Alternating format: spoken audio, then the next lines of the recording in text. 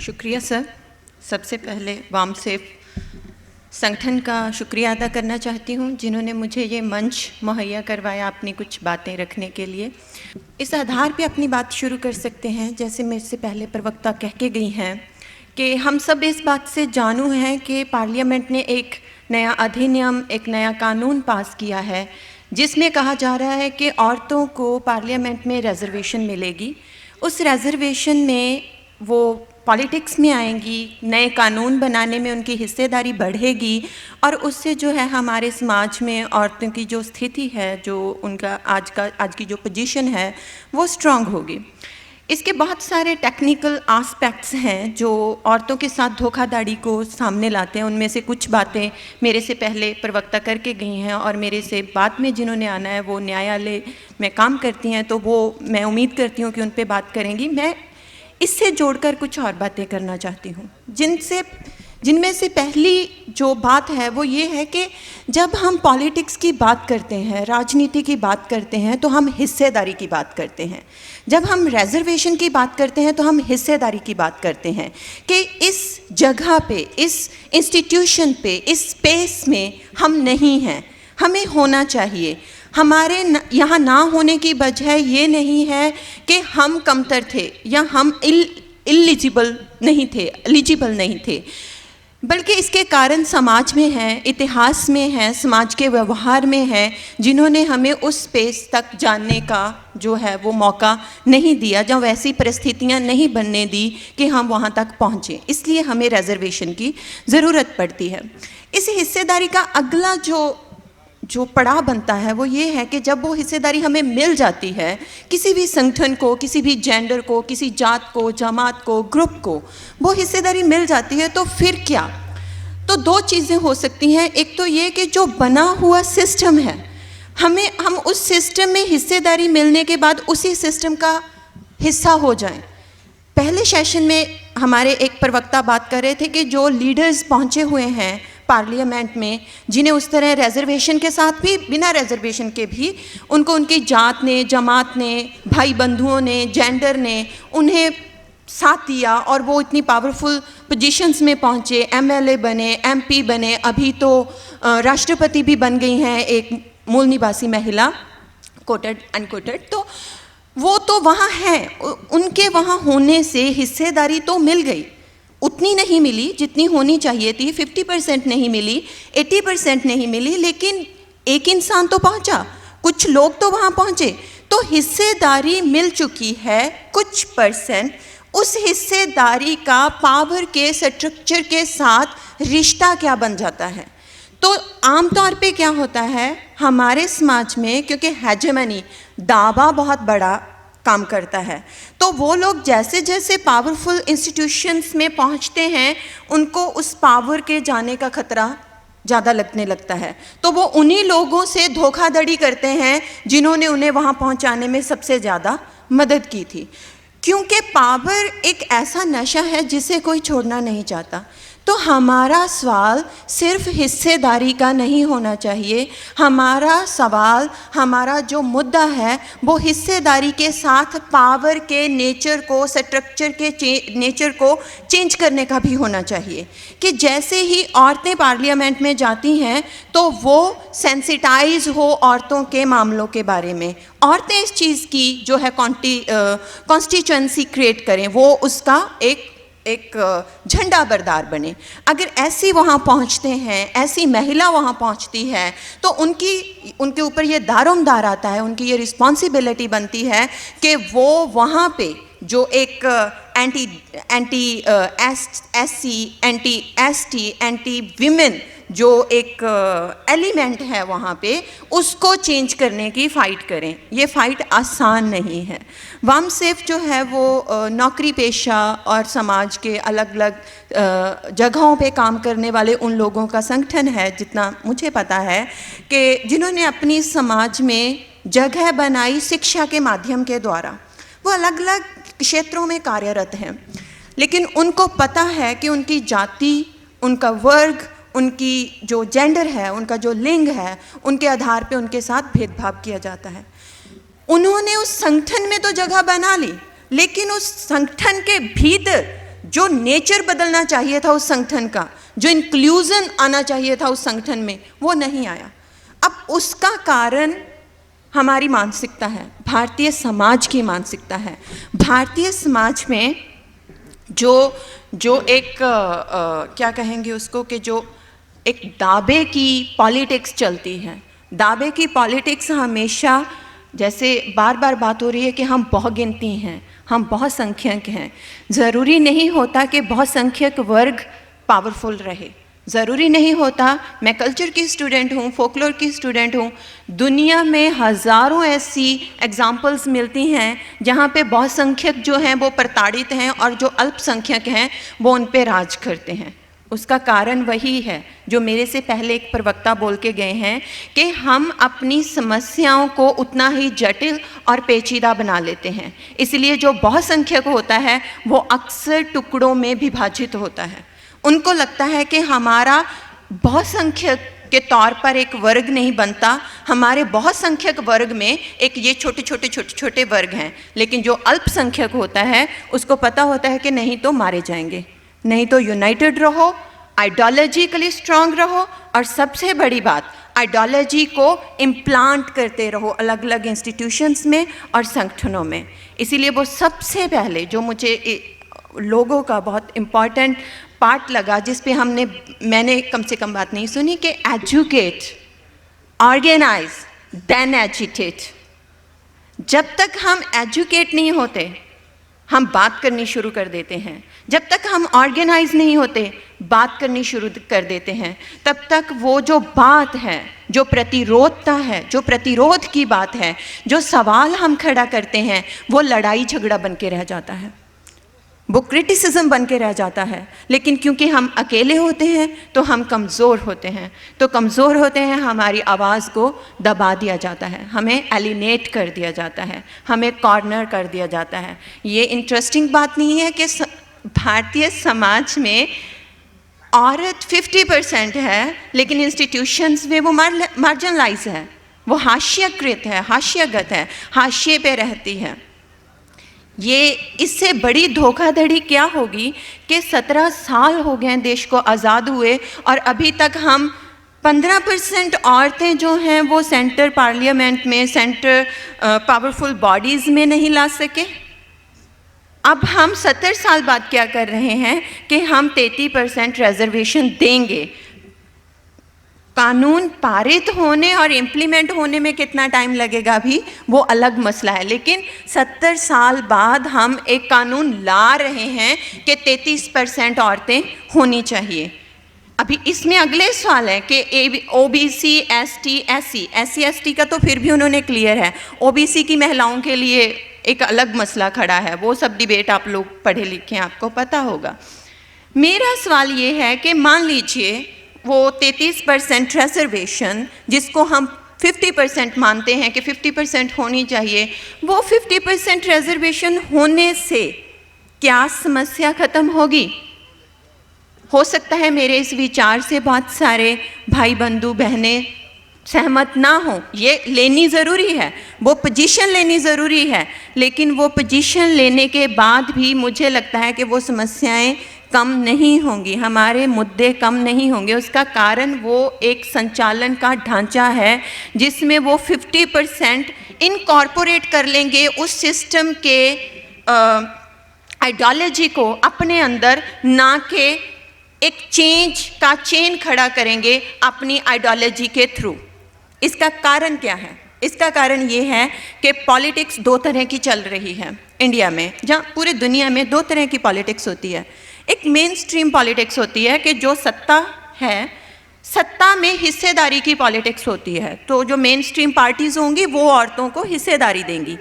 एक पॉलिटिक्स जो है वो प्रतिरोध की पॉलिटिक्स होती है, जैसे वामसेफ की पॉलिटिक्स हो गई, लेफ्ट ऑर्गेनाइजेशन की पॉलिटिक्स हो गई, फेमिनिस्ट ऑर्गेनाइजेशन की पॉलिटिक्स होगी, वाइस वर्सा। तो वो प्रतिरोध की पॉलिटिक्स होती है कि समाज में, इंस्टीट्यूशंस में ये सही नहीं है, वो क्वेश्चन करती हैं। लेकिन अभी भी इसी सभा में अगर हम देखें, मुझे डाउट है कि 33% औरतें यहाँ पे भी हैं, अभी एट अ मोमेंट 33% हैं। तो अगर हम प्रतिरोध की पॉलिटिक्स में जो प्रस्तावित क्या कहेंगे उसको कि परसेंटेज है 33%, अगर हम प्रतिरोध की पॉलिटिक्स में औरतों की इसी तरह अगर हम जाएंगे देखेंगे कि जितनी प्रतिरोधी पॉलिटिक्स चल रही हैं उसमें फिर ऐसी पॉलिटिक्स कहाँ पे, कितने परसेंट लोग उसमें एसोसिएटेड हैं। इसी तरह जो रिलीजियस मिनॉरिटीज़ की पॉलिटिक्स चल रही हैं उसमें सिख पॉपुलेशन का कितना परसेंट अपनी पॉलिटिक्स कर रहा है, मुस्लिम पॉलिटिक्स का कितना परसेंट अपनी पॉलिटिक्स कर रहा है, उसमें कितना परसेंट औरत है, कितना परसेंट मर्द है, उसमें आगे कितना परसेंट सिखों में, कितने परसेंट सिख रिलीजन पॉलिटिक्स में कितने एससी हैं, एसटी हैं, कितनी औरतें हैं, फिर औरतों में कितनी एससी औरतें हैं, कितनी एसटी औरतें हैं। तो अगर हम संविधान के द्वारा बनाए गए ढांचे को भी देखें तो प्रतिरोध की पॉलिटिक्स में वो परसेंटेज सामने नहीं आती। जब तक वो प्रतिरोध की पॉलिटिक्स में सामने नहीं आती तब तक चेंज कैसे आएगा? कैसे हम मेन स्ट्रीम पॉलिटिक्स को इन्फ्लुएंस कर सकेंगे कि वो ऐसे लोगों को चुने जो हमारा प्रतिनिधित्व करते हैं, वो उन लोगों को चुनेंगे जो उन्हें सीट जिताएंगे। हमारा प्रतिनिधित्व नहीं भी करते तो कोई बात नहीं, वहाँ जाके हमारी बात नहीं भी करते तो कोई बात नहीं, हमारे राइट्स की बात नहीं करते तो कोई बात नहीं, उनको ये सूट करता है। मैम ने ये बात की थी कि ये एक तरफ ये हो रहा है कि कितने कांड हुए, मणिपुर, हाथरस वगैरह वगैरह कितने कांड हुए, लेकिन सत्ताशाली जो पार्टी है उसने मुंह नहीं खोला। लेकिन दूसरी तरफ वो औरतों की भलाई की बात कर रही है, कभी सिलेंडर उनको देती है, कभी उनको फ्री बस सर्विस देती है, बहुत सारी सहूलतें देती हैं। अब मसला ये है कि ये देने के बाद जो सत्ताधारी दल है उसकी कितनी औरतें औरतों के पक्ष में बात कर रही हैं, औरत पॉलिटिक्स की, फेमिनिस्ट पॉलिटिक्स की बात कर रही हैं, और उस फेमिनिस्ट पॉलिटिक्स में भी कितनी एससी, एसटी, ओबीसी औरतों के ऊपर हो रही प्रताड़ना की बात कर रही हैं। ये मसला सिर्फ सत्ताधारी दल का और उसके जो अनुरूपित चुनिंदा औरतें हैं उनका नहीं है, ये पूरी मेन स्ट्रीम पॉलिटिक्स का मसला है। तो अगर मेन स्ट्रीम पॉलिटिक्स पे सवाल खड़ा करना है तो हमें ऐसे संगठन चाहिए जो प्रतिरोधी स्पेस में हों, लेकिन सवाल ऐसा करें कि हमारा जवाब देना मुश्किल हो जाए, उनके पास हमारे सवालों का जवाब ना हो। लेकिन हमारे पास औरतों के मामले में ऐसी वॉइसेस कम हैं, बहुत कम हैं। इस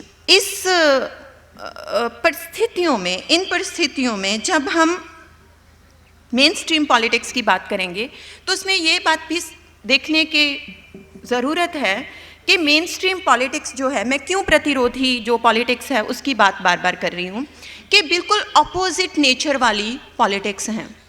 प्रतिरोधी पॉलिटिक्स जो है, राजनीति जो है, जो हम लोग कर रहे हैं इस वक्त यहाँ पे, जो मैं कर रही हूँ इस वक्त यहाँ पे, वो चलती है कि पहले मैं अपने सवाल खड़े कर रही हूँ, इन सवालों से कुछ औरतें मेरे साथ जुड़ेंगी, उसके साथ कुछ मर्द जुड़ेंगे, फिर हम किसी ऑर्गेनाइज मोड में आएंगे। जो मैंने कहा, पहले एजुकेशन लीजिए, फिर ऑर्गेनाइज हुई, उसके बाद एजिटेशन होगी, फिर हम एजिटेशनल मोड में जाएंगे। उसके बाद एजिटेशनल मोड तय करेगा कि हमें प्रतिरोधी ग्रुप ही रहना है, प्रतिरोधी पॉलिटिक्स का हिस्सा ही रहना है, जहां हमें मेन पॉलिटिक्स में जाना है। जैसे आप आ गई, आपने जो भ्रष्टाचार के नाम पर किया, उसके बाद करते करते आज वो मेन स्ट्रीम पॉलिटिक्स में आ गई, लेफ्टिस्ट मेन स्ट्रीम पॉलिटिक्स में आ गए। उस समय क्या होगा कि हम अपने नेचर के साथ उस पॉलिटिक्स में जाते हैं, तो हम अपने जो उद्देश्य हैं, उनके मूल्य हैं और अपनी जो कमिटमेंट्स हैं टुवर्ड अवर ग्रुप, उसको साथ लेके जाते हैं। इसलिए अगर यहाँ से मेन स्ट्रीम में रिप्रेजेंटेशन जाएगी, उसका नेचर अलग होगा। यहाँ से जो हाशिए पे है वो बात करना शुरू करता है, उसकी बात सुनी जाने के बाद वो सेंटर में आता है। सेंटर में आने के बाद उसके साथ लोग जुड़ते हैं और एक ऑर्गेनाइजेशन बनती है जो पावर का स्ट्रक्चर खड़ा करती है। ये स्ट्रक्चर मेन स्ट्रीम स्ट्रक्चर को टक्कर देता है, उसे अपोज करता है और धीरे धीरे उसकी जगह ले लेता है। तो इसकी पॉलिटिक्स बदल जाती है। लेकिन जो मेन स्ट्रीम पॉलिटिक्स का जो नेचर है वो कैसे है कि उसमें सबसे पहले एलीट लोग आते हैं, क्योंकि उनके पास पैसा, पावर और लिंक्स होते हैं। उनमें कोई भी ऐरे गैरी सरबजीत को बुला के स्टेज पे नहीं कहेगा कि आइए अपनी बात रखिए और अगर हमें ठीक लगेगा तो हम आपको मौका देंगे आगे अपनी बात रखने का। वो ऊपर से ही तय होगा, वही लोग बोलेंगे।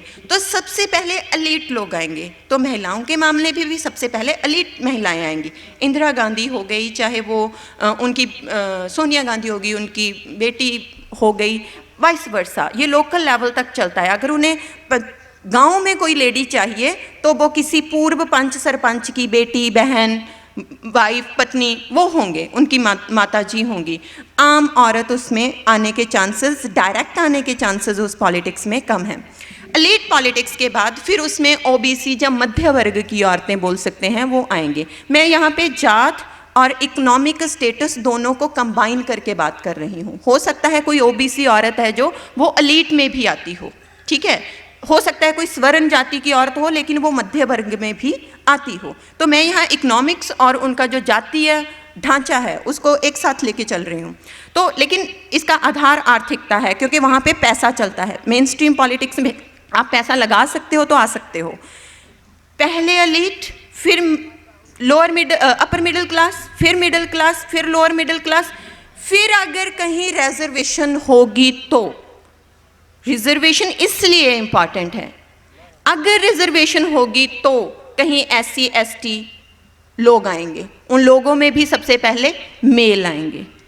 फिर अगर फीमेल की रिजर्वेशन होगी तो फीमेल आएंगी।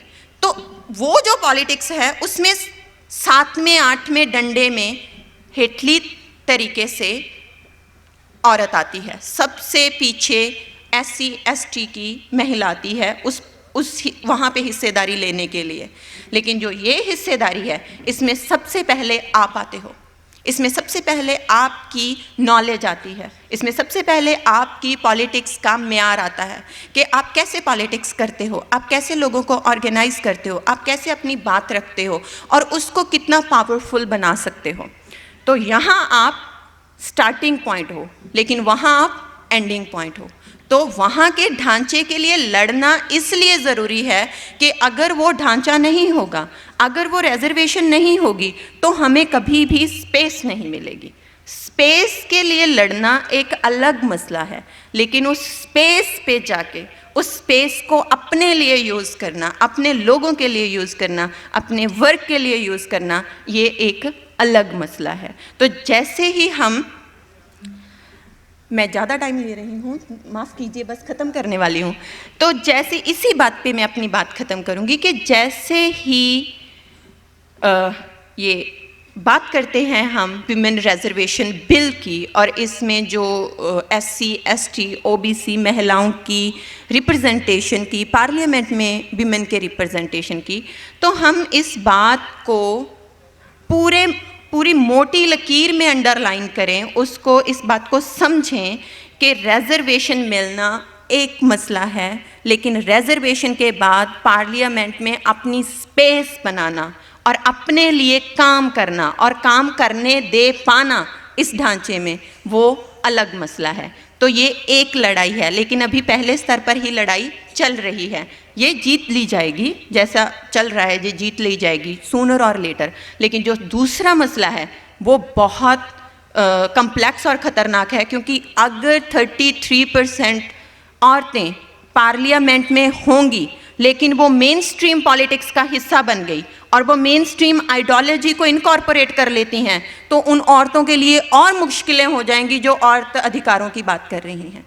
अगर वहाँ पे 15% दलित औरतें, SC ST की औरतें होंगी लेकिन वो लागू कर रही होंगी मेन स्ट्रीम की पॉलिटिक्स को, तो यहाँ बैठी SC ST महिलाओं को, OBC की महिलाओं को ज़्यादा खतरे खड़े होंगे। तो ये बहुत समझने की बात है कि जो लोग वहाँ जाएंगे वो एक चीज़ अच्छी करेंगे, लेकिन उसके साथ ही जो उसकी इम्प्लीकेशंस होंगी, जो उसके रिजल्ट्स होंगे, वो अपने लोगों के लिए खतरनाक भी हो सकता है। या खतरनाक ना कहें, लेकिन वो नई तरह की चुनौतियों के साथ आएंगे। तो उन चुनौतियों के लिए, क्योंकि अभी वक्त है इस बिल को लागू होने में, तो उन चुनौतियों को सामने रखते हुए हम पहले से काम करें, ताकि जब 5 साल 10 साल बाद ये बिल इम्प्लीमेंट हो तो हमारे पास अपनी ऐसी औरतें हों जिनको हम उन मोड ऑफ फाइट में लड़ने के लिए भेज सकें। इतना कहते हुए आप लोगों का बहुत बहुत शुक्रिया, आपने बहुत ध्यान से सुना।